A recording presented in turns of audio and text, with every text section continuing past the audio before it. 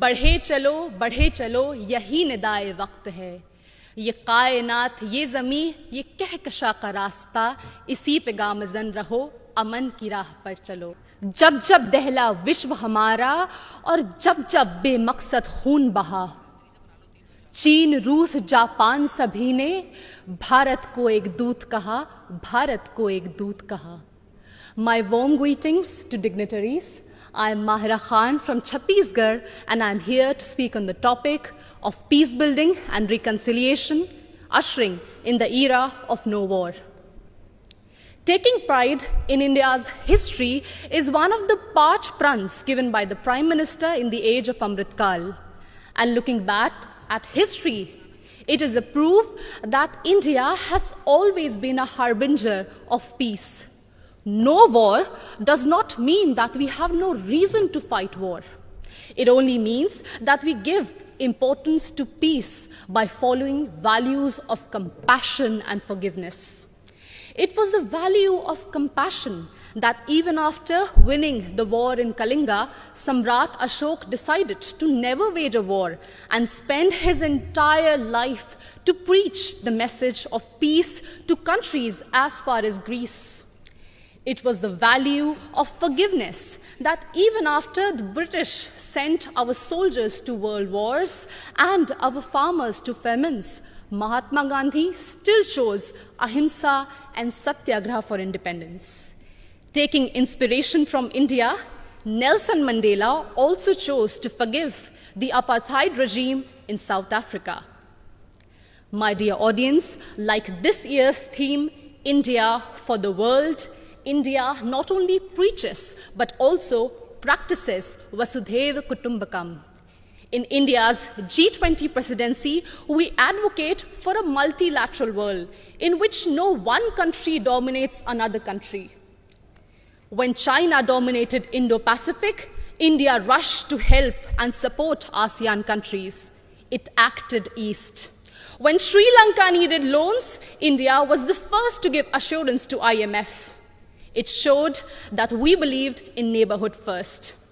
And when Turkey, Syria were hit by deadly earthquakes, India rushed for their aid. It showed our brotherhood. Remember, in 1945, after testing the first atomic bomb, Oppenheimer quoted from Bhagavad Gita, "Now I have become death, the destroyer of worlds." And soon after that, the bombings in Hiroshima and Nagasaki, it was proved that the world does not need a war for peace, but it only needs one war, and that is the war against war itself, exactly what Mahatma Gandhi used to preach. हमें युद्ध के खिलाफ एक वास्तविक युद्ध की जरूरत है. And that's why all of us need to unite for one single cause, our planet Earth. The conflicts in West Asia, Africa, and the constant quest for world dominance between USA and China are doing no good for sustainable and equitable development. And this is worse even in the post-COVID era, something which we cannot afford. And in this circumstance, the world looks at India to find peaceful negotiation and conciliation in the midst of Russian-Ukraine war.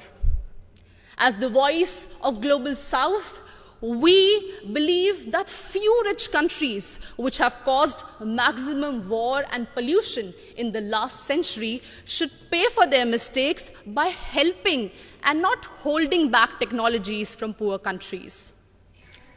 I understand that we might be divided by borders, but we believe that our culture, sports, and ideas could unite us. And in this condition, the world looks at International Solar Alliance for an equitable solution to green energy transition. Our jawar, bajra, and ragi are being celebrated as superfoods in the world today. And the world looks at Ayush for a healthy lifestyle. My dear audience, when one youth from Naxal-affected area of Abujmar in Chhattisgarh can strive and participate in international football, it inspires so many of us to strive for a home that is free of conflict and full of opportunities and growth. In us, in each of us, lies immense ability to solve any internal or external conflicts through peace, passion, and compassion. बढ़े चलो यही निदाए वक्त है, ये कायनात ये ज़मीं ये कहकशा का रास्ता, इसी पे गामज़न रहो, अमन की राह पर चलो. Thank you so much.